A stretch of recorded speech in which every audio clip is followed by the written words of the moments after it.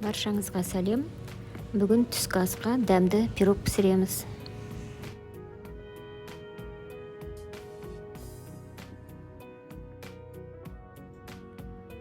Алдымен қамырын илейміз. Бізге 100 грамм ерітілген сары май қажет. 50 грамм айран, оған 1 шай қасық ас содасын қосып, араластырып қосамыз. 200 грамм қаймақ және 1 жұмыртқа.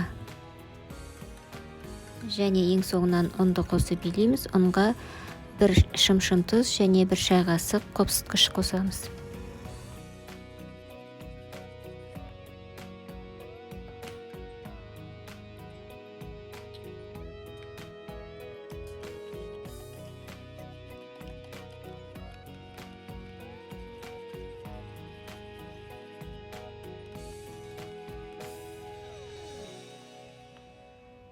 Ұнды шамамен 400-500 граммдай қосамыз. Қамырымыз жұмсақ болу керек, қолға жабыспайтындай.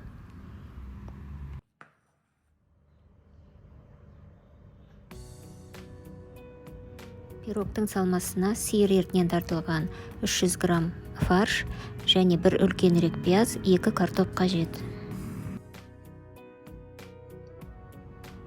Қамырды 2-ге бөлеміз, 1 бөлігі сәл үлкенірек болу қажет.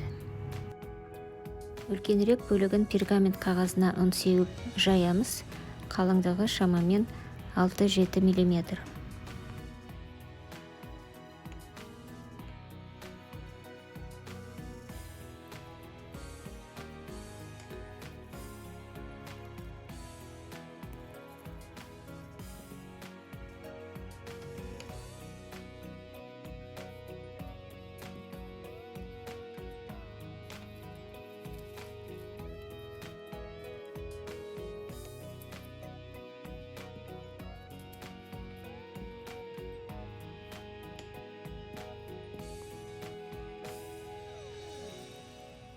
Менің формамның размері 24-36 сантиметр.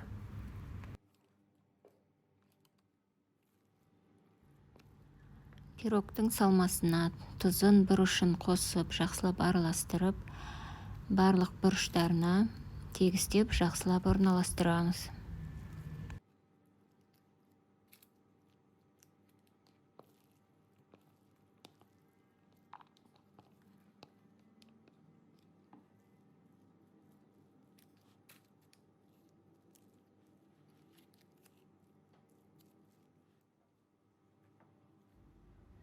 Қамырдың екінші бөлігін жайып, пирогтың бетін жабамыз, шет-шетін жақсылап жабыстырамыз.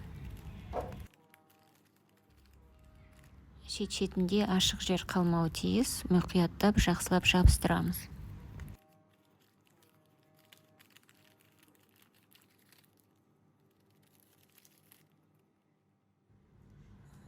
Мен осылайша қолымнан келгенше шет-шетін әдемілеп бүктеп шықтым. Ортасынан тесік қалдырамыз, сол жерден артық булар шығып тұрады. Енді пирогтың бетіне жұмыртқа жағамыз. 200 градуста қыздырылған пеште 40 минуттай пісіреміз.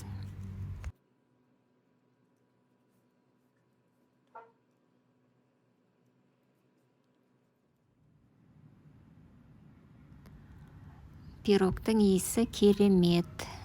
Енді суығанша күтеміз.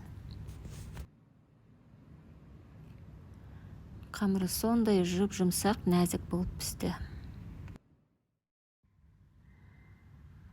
Бұл рецепт 8 порцияға арналған, сондай дәмді әрі тойымды ерекше тағам. Осы пирогты жасап, жақындарыңыздан алғыс алыңыздар. Видео ұнаса лайк басып отырыңыздар. Келесі видеода кездескенше.